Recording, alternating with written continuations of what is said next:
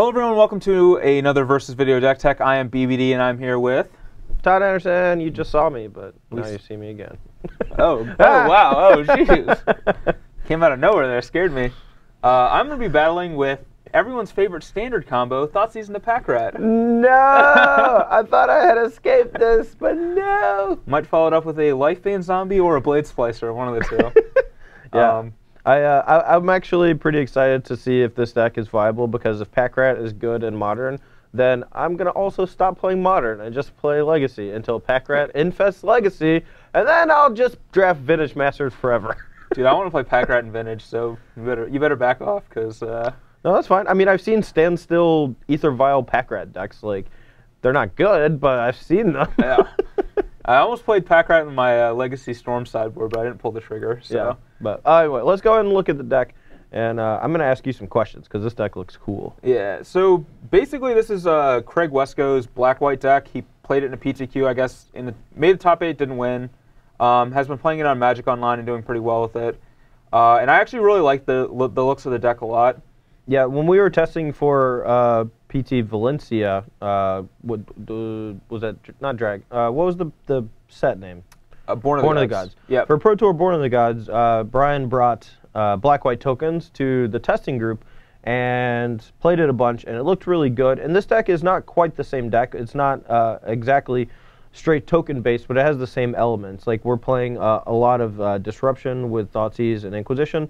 But we do have, like, Lingering Souls, Blade Splicer, which I thought were two of the better cards in the deck. Yeah, and Restoration Angel to reset Blade Splicer as well as a sweet combo. Not sure that it's actually better than Hero of Bladehold. I like Hero of Bladehold a lot. Yeah, that actually seems a little bit better. I mean, this is basically just the one-card combo, or the two-card combo. Like, you don't really have anything else to blink with it, but it is just a powerful creature. Yeah, I mean, it's like a powerful creature. I can reset, like, Sculler sometimes. That can sometimes be relevant. Resetting Blade Splicer is sweet, but yeah, I do actually feel that Hero Bladehold would be a nice addition as well. But yeah, like the core of the deck is like, Dark Confidant, Tide Hollow Sculler, Thoughtseize, Inquisition, and removal spells. Basically just early disruption to really like put your opponent off their game plan, and then Dark Confidant to develop an advantage. And Pack Rat's basically just this Dark Confidant as well. Basically just the same card. Except it kills your opponent. It kills your opponent. Sitting there and drawing cards. Yeah, like Dark Confidant kills your opponent like 6 turns later. Pack Rat kills a little bit faster, but they both basically do the same thing where they if you leave them alone, then they're gonna take over the game pretty easily. Exactly. So. One thing I really like about this deck a lot is Mutavault. I have long felt that Mutavault's just seriously underplayed in Modern. Like, none of the decks are playing it except for Merfolk, and it's just such a good card that I don't know, it just seems wrong that like no deck is playing Mutavault. And I've like been wanting to put Mutavault into various Modern decks. I'm glad that it's in this deck.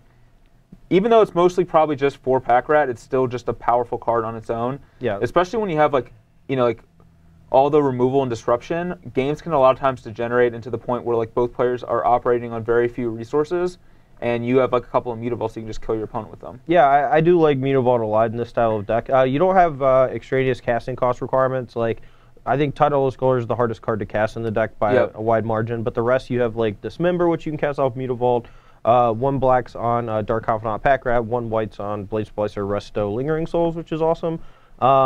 My only concern is that you do have 7 lands in your deck that tap for colorless mana, which makes Urborg really good, and I am very happy you're playing 1. I feel like the deck could get away with 2. I'm not sure how good the 3rd Tectonic Edge is. Like, what do you think about that? Yeah, I feel like Tectonic Edge could... I actually think you could probably cut all the Tectonic Edges, play another Mutavault, play a couple more colored sources, and have like a little bit better of a mana base without Tectonic Edge. Yeah, I mean, Tectonic Edge is probably just there for the Scape Shift matchup, I think. It's not very good against Tron because they can usually function off of just 3 lands, especially the green-red versions. But I do think it's like really important to have against Scape Shift, because even though you have some discard effects, a lot of times they can just find their 1-card combo and kill you. And when you take like 2 damage from a Thoughtseize, they can just get to 7 lands, find their Scape Shift, and then hit you with it. So yeah, like Tectonic Edge is definitely there for some of the worst matchups, but I also feel at the same time that like it is extremely greedy having 7 colorless lands. I could easily see that biting.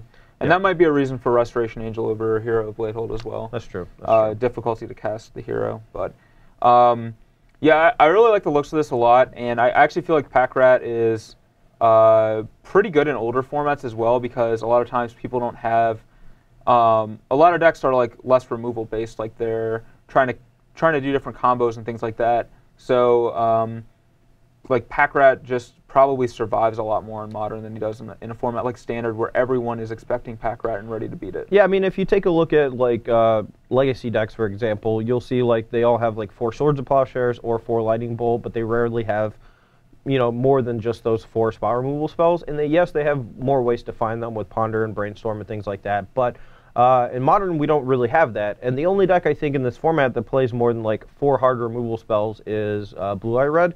And they also have like Electrolyze and sometimes Lightning Helix and Lightning Bolt. And like that deck I think could be a kind of a tough matchup for this deck. But again, they also have trouble with Lingering Souls. So it's going to be interesting. If this deck picks up in popularity, I would like to see it played out against more matches. So yeah, Jund also has a lot of removal too. Oh, sure. That's another one. But yeah, outside of those 2 decks, like a lot of decks only have like four bolts or maybe like a couple Snapcasters. Yeah, I think a lot of your other cards do the heavy lifting in the removal heavy matchups, like Blade Splicer, Lingering Souls, Restoration Angel all feel very good in those matchups. Having access to Mutavault feels very good in those matchups. So yeah, I'm definitely excited to play this deck. Let's go ahead and take a look at the sideboard.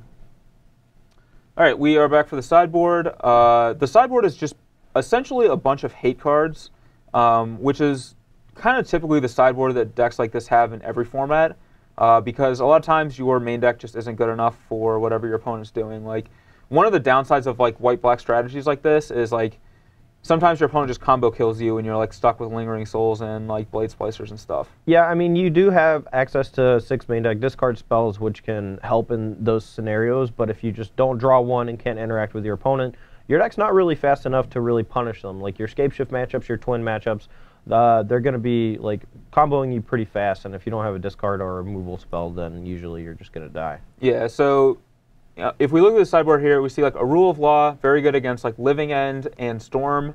Stony Silence, very good against Tron and Affinity. Memoricide, very good against like Scapeshift and various other combo decks. I actually like Memoricide against Tron as well. A lot of times if you get rid of Karn, becomes a lot easier to win the game, especially if you have Path Exile for Wormcoil Engine. Yeah, I mean, I think like a lot of times when you cast Memoricide, it's going to depend on what's in your hand. Like if your hand can beat Wormcoil Engine, or even sometimes 2 Wormcoil Engines with Path, you do name Karn, but at the same time, if your hand is just like all creatures, then maybe you just name Wormcoil Engine, because like Karn's not really going to kill the creatures that matter. Like you're going to have Lingering Souls, you're going to have Blade Splicers, and if they take the Golem, like who cares, you know? Yep. And then Sword of Fire and Ice is an exceptional card against a lot of like the more grindy or mid-rangey decks, where Lingering Souls is a hell of a card against those kinds of decks. Yes, it is. And Sword of Fire and Ice is just icing on the cake, where you can... I think it's fire on the cake, but... Yeah, it's fire on the cake. You can just suit up a Lingering Souls token. If they kill it, suit up the other one. If they kill that, flash it back, suit them up again. Just too much for them to deal with. Disenchant, just a versatile removal option. Like it's good against like Twin, but it's also good against like Affinity and a variety of other decks that are relying on enchantments and artifacts and the like. Damnation, kind of a little weird in our creature deck, but we do have resilient threats like Lingering Souls and Mutavault and things like that to play around our Damnations. So, yeah, I mean, I think there are some decks that people don't play a ton of, like the Kurdabe Zoo decks, the Wild Nakatl and stuff like that, and like they are going to overpower you quickly, and Path Exile is like not great against them because they can start hard casting things like Goreclan Rampager and just outclass your creatures pretty quickly. And you can usually force them to overextend a little bit just by casting like a Blade Splicer or a Lingering Souls, and then once they commit too many creatures to the board, just being able to sweep them away and then start following that up with better creatures than they're playing is pretty solid. So. I also like the Curve of Damnation into turn 5 Pack Rat with 3 mana open. Yeah, that's Damnation into Lingering Souls flashback is also pretty sweet too. Yep. So. Rest in Peace, I like this card a lot in Modern. I feel like it should probably be more than just 1 copy in the board. I know it does get rid of our own Rest in Peace or Lingering Souls, but it is just a huge beating against Pod, which is one of the most popular decks, preventing all their combos from occurring, turning their Voice of Resurgences into Grizzly Bears, turning their Persist creatures into like just 3/2s for actual jokes. Yeah, yeah. Just really just actually destroys that entire deck pretty hard. Also good against just a variety of other strategies too, like Tarmogoyf shuts him down, etc. Scavenging Ooze and the like. Last but not least, the $30 sideboard card. Fulminator Mage. Yep. Yeah. Fulminator Mage is just a valuable card for decks like this because like Tron and like Scapeshift tend to be the hardest matchups for decks like this. So you want to be able to blow up their lands. Yeah, I don't understand why this card is so expensive. I know it's from Shadowmoor, and that was like not a highly open set or whatever, but like it's just Reign of Tears, man. You know, like there was a while where I was playing Jund on Magic Online, and I didn't want to pay $30 for Fulminator Mages, so I just played Reign of Tears. Did the same thing. Did the same thing for the most part. Like obviously, Fulminator has a lot more value because there are times where you don't actually want to use his ability, and you can start using it to pressure your opponent and force them to use another spell on it, and then when they do that, then you kill their land. So. Yeah, I mean, Fulminator Mage I think has some casual appeal as well. I think that might be a large reason behind the price. I guess that's fair. I didn't know that. I didn't realize that either. So okay, cool. But yeah, I like the sideboard. Would want more rest in pieces, but other than that, I think it's pretty sweet. And I'm interested in seeing if I can draw my one of Rest in Peace against Todd. Yeah, this should be a pretty fun matchup. Brian's got a lot of disruption for me. He's got Path to Exile for Necrotic Ooze, which is pretty strong. But I'm really hoping that I get to draw a bunch of cards of Gristlebrand again, just like last time. Boo.